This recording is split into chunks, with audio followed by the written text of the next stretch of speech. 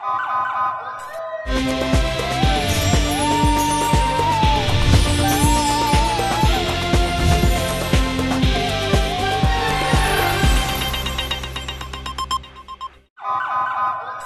पहले नजर डालते हैं अब तक की बुलेटिन। जी बिल्कुल, बिहाड़ी के नवाही इलाके लुडन के इलाके गुलाम व माइनर बुड गुलाम के करीब रात 9 बजे 20 फुट चौड़ा शगाफ पड़ गया, जिससे दो मौजूआत ज़ेरे आब आ गए। पानी से सैकड़ों एकड़ खड़ी मक्की, कपास, लहसुन की तैयार फसलें ज़ेरे आब आ गई। नहर का पानी घरों में भी दाखिल हो गया। महकमे को इत्तला मिलने के बाद भी ताहाल शगाफ को बंद नहीं किया जा सका।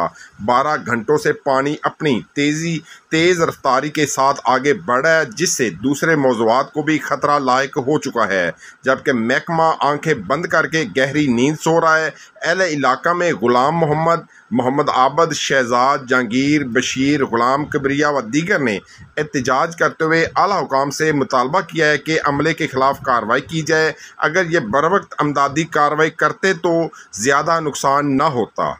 जी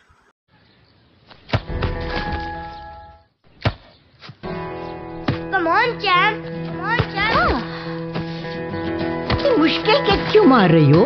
कौन करता है ऐसे? जो कोई नहीं कर सकता वही तो चैंपियन करता है।